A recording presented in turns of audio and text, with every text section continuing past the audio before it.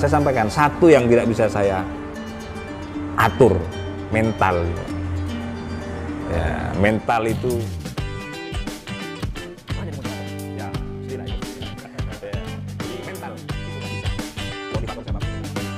mahasiswa itu yang pertama harus punya keyakinan, itu yang penting.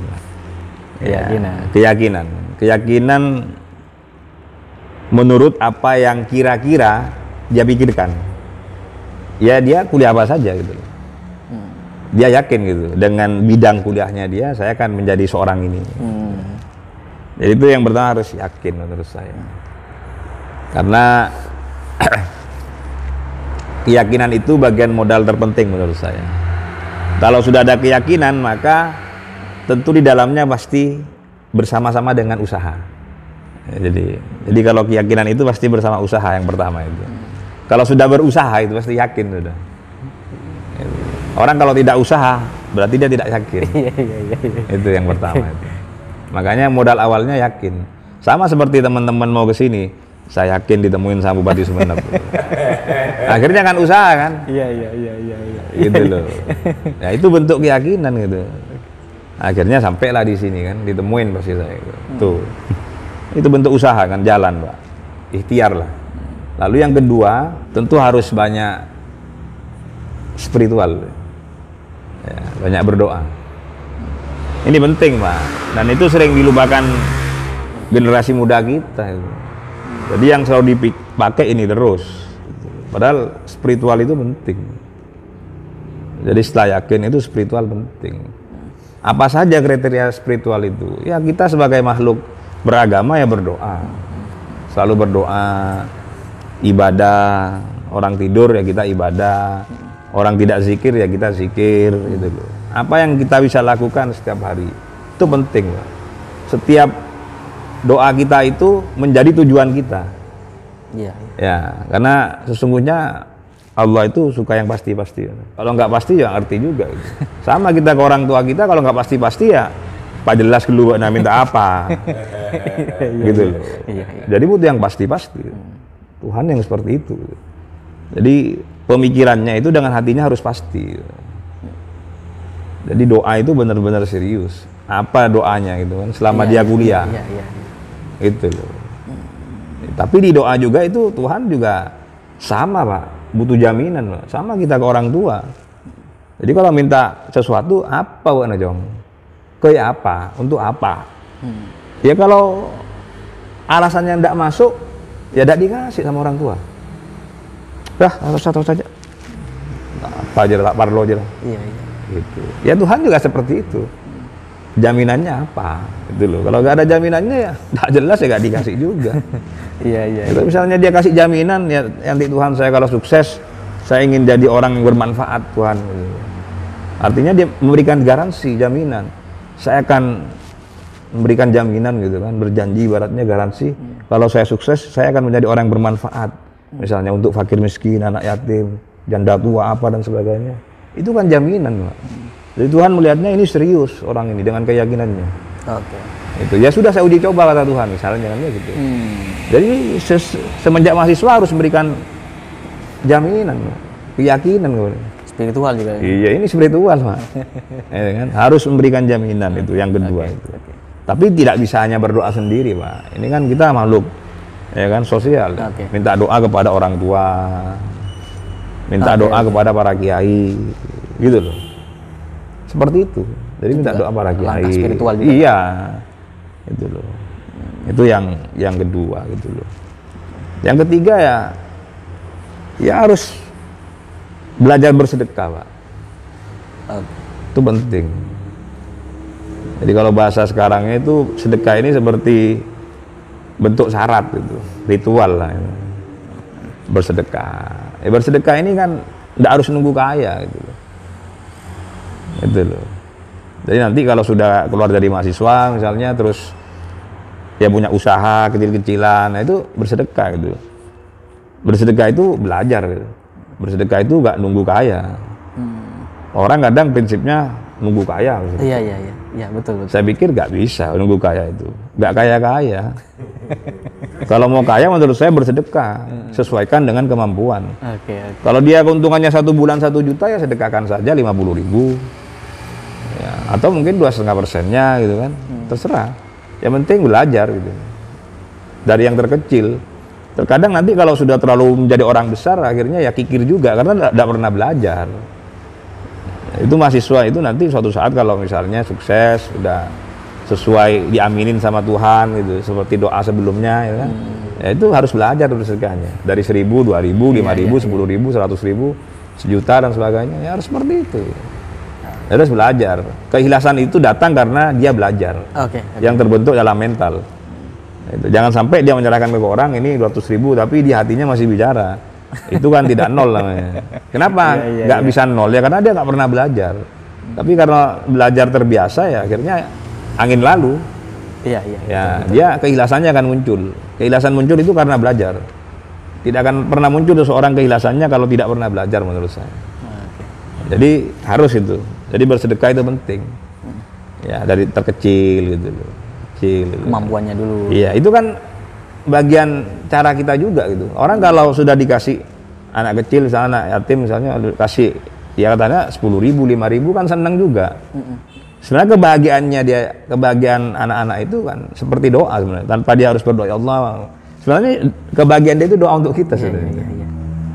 Sebenarnya gitu. Ya, itu perlu belajar. Walaupun kalau secara hakikatnya kalau konsep berbagi sebenarnya tidak berbagi untuk orang lain, berbagi untuk diri kita sendiri gitu.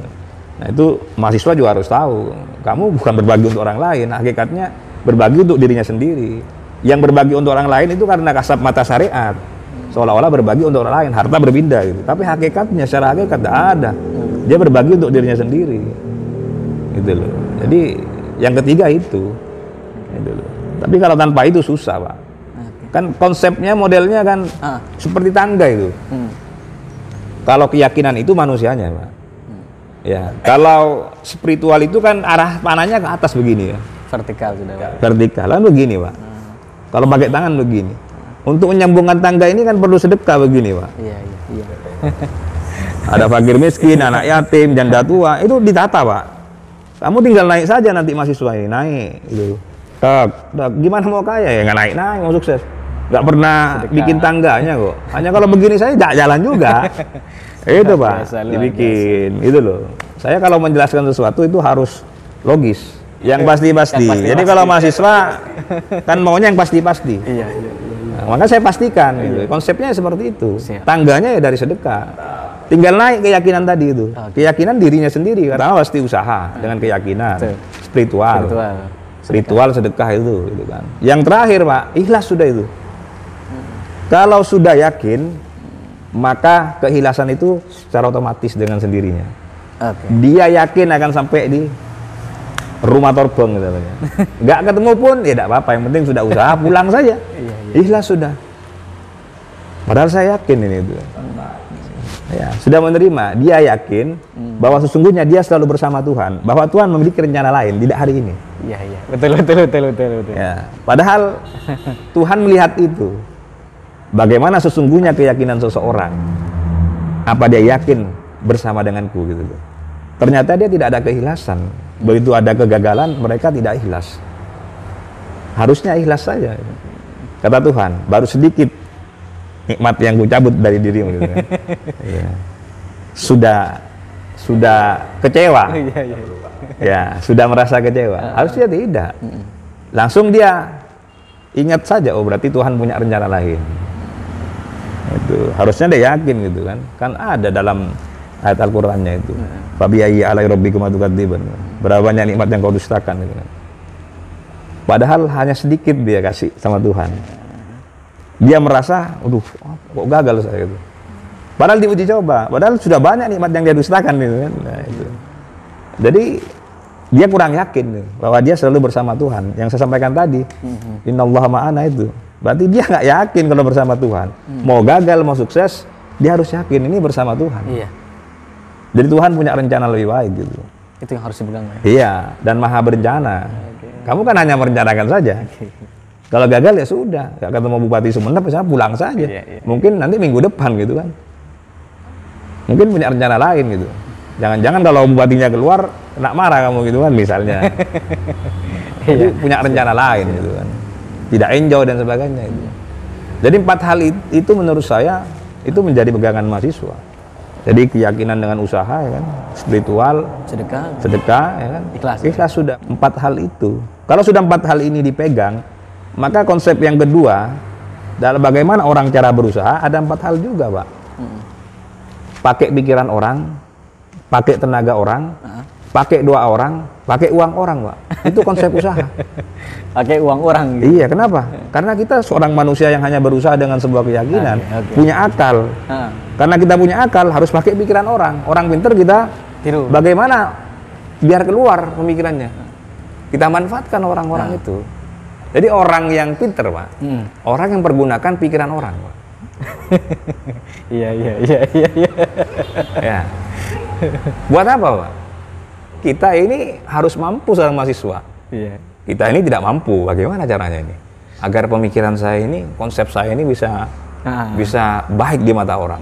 Ya kita ajak silaturahim aja orang-orang yang pintar, suruh ngomong dia. Kita pancing-pancing. Iya. Kan pakai pikiran orang, Pak. Gunakan pikiran. Gimana nih? Gimana? Keluar kan?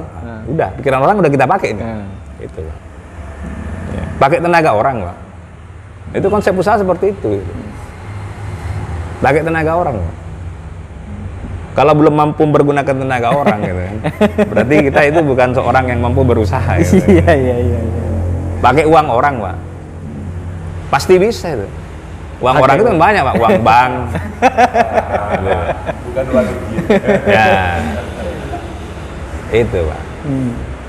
Jadi jelas sudah. Jadi pakai pikiran orang, tenaga orang, pakai uang orang, pakai doa orang, Pak. Doa orang apa ya? Konsep yang saya bilang tadi itu. Fakir miskin, anak yatim itu kan sebenarnya pergunakan doa orang. Iya. Datang ke kiai, doakan Pak Kiai kan pakai. Iya. Gitu loh. Siapa tahu tembus orang-orang yang dekat kepada Tuhan. Oke. Khawatir yang punya kita doanya nggak tembus ini. Iya, betul. Itu. Kalau kamu yakin itu kan, kamu akalnya mampu, harus mempergunakan 4 hal itu. Gitu. Ini secara logikanya, Pak, secara implementasi di lapangan. Tetapi secara ketauhidan tadi ya, itu saya sampaikan tadi di awal itu 4 hal juga. Itu ketauhidan, Pak. Itu implementasinya yang 4 hal tadi yang kedua. Kadang orang merasa hebat, Pak, itu. Ada orang pengusaha besar itu merasa hebat, padahal dia tidak hebat, Pak. Dia hidup dari orang lain. Iya. Saya bilang, kamu nggak hebat, saya bilang. Kamu hidup dari orang lain. Orang lain kamu tuh kabur, kamu bangkrut, saya bilang. Loh, dia sukses karena pakai pikiran orang, Pak. Tenaga orang. Orang yang kerja dipakai pikirannya, Pak. Manajer, direktur, bos-bos itu kan seperti itu. Iya. Ya kan? Betul. Pakai pikiran orang semua, Pak. Pakai tenaga orang, ya kan? Ya kalau mau jujur juga pakai doa orang, datang ke kiai minta doa, santunan anak yatim, pakai doa orang semua itu, Pak. Menurut saya nggak hebat dia. Gitu. Jadi orang kaya itu sesungguhnya orang yang hidup dari orang lain. Kalau orang lainnya itu pergi semua, miskin dia. Iya. Termasuk Bupati Sumeneb. Jadi kan seorang pengusaha Bupati Sumeneb ini. Kalau pergi semua anak buahnya, miskin. Hilang satu saja pergi, direktur pemasarannya yang paling hebat, diambil orang, pusing sudah. Ahmad Fauzi ini. Gitu. Itu bukti bahwa sesungguhnya saya hidup dari orang lain. Iya. Bukan saya menghidupi orang lain, sehingga orang tidak merasa bahwa dirinya saya orang kaya, sombong. Gak ada, Pak. Kita ini hidup dari orang lain, karena kita mempergunakan pikiran orang, tenaga orang, gitu loh.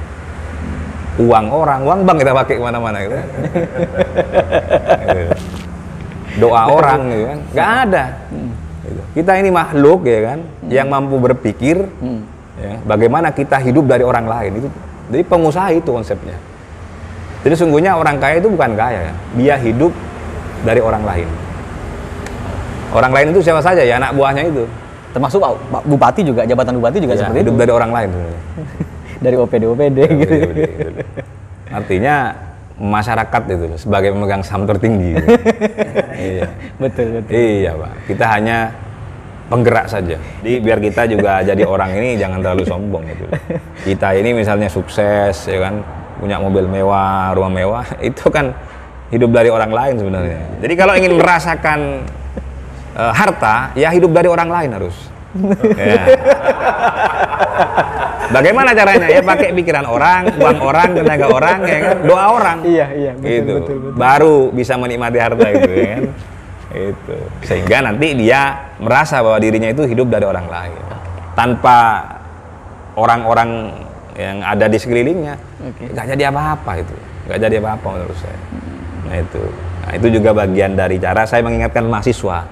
Jadi nanti kalau jadi orang sukses itu ya kalau dipanggil temennya noleh lah, gitu kan. Jangan jumawa, jangan merasa saya, begini kan, nah, susah. Yang tidak bisa diatur ya kan, yang tidak bisa diatur saya sebagai motivator dulu. Saya sampaikan itu di mana-mana itu.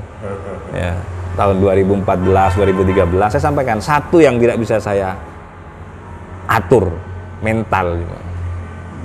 Ya, mental itu punyanya masing-masing. Pernah jadi motivator, Pak?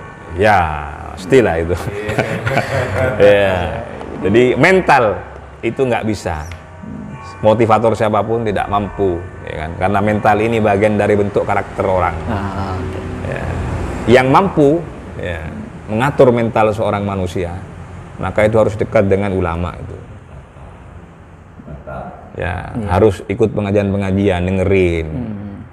Itu loh. Karena orang kadang kalau sudah naik sedikit ya kan, merasa banyak uangnya, ya kan, merasa bagaimana, ya akhirnya karakternya berubah, mentalnya berubah. Ya, akhirnya yang nggak biasa begini, biasa begini, nggak biasa main perempuan. Betul. Jadi mentalnya tidak siap. Jadi saya sering sampaikan di mana-mana. Jadi kalau orang ya kan ada merasa keberhasilannya tertunda, sebenarnya Tuhan itu punya rencana lain. Karena Tuhan kasihan sama kita gitu. Khawatir begitu dia sukses, banyak uang, sombong, gaya dia berubah, mentalnya dia berubah, rusaklah dia. Nah, minum-minuman keras. Nah, itu. Jadi harus ini gitu loh. Atau mungkin yang kedua, dia tidak pernah memberikan jaminan kepada Tuhan. Jadi nggak dibikin sukses juga. Jaminan ini penting, Pak. Saya sampaikan yang 4 hal pertama itu. Siapapun itu harus kasih jaminan.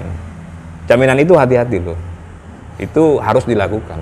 Terakhir intinya saya sampaikan ke mahasiswa, suatu saat misalnya nanti dia menjabati profesi apapun gitu kan. Ya dia harus siap dengan profesinya. Artinya dia punya keseharian, dia punya kebebasan dan sebagainya, dia harus siap dengan profesinya masing-masing. Mental terutama. Ya, itu harus siap. Ya termasuk bupati misalnya. Bupati dengan pengusaha nggak beda. Kebebasan pengusaha seperti apa, kebebasan bupati seperti apa. Tidak bisa kebebasan pengusaha itu dibawa pada saat jadi bupati. Atau sebaliknya begitu ya? Sebaliknya gitu kan. Jadi ini penting gitu. Jadi harus mampu menempatkan diri dimanapun dia berada. Itu penting mahasiswa itu. Oh kamu seorang bupati ya, kamu berarti berkarakter seperti bupati. Itu loh, tingkah laku seperti bupati. Bagaimana? Ya harus menjaga diri, berikan contoh yang baik. Semuanya harus ditahan gitu loh. Yang biasanya nongkrong di mana ya nggak usah nongkrong. Karena kamu panutan gitu loh. Nah, itu penting. Siap. Kalau kamu seorang pengacara ya, kamu harus membuat sesuatu, pengacara ini harus seperti apa gitu. Ya, tidak bisa gitu. Gaya kamu sebelum jadi pengacara ya kan. Terus kamu pergunakan gaya itu, tidak bisa. Harus sesuaikan profesinya. Siap. Nah itu terkadang orang tidak siap. Itu. Jadi harus menyesuaikan. Sekarang profesinya apa?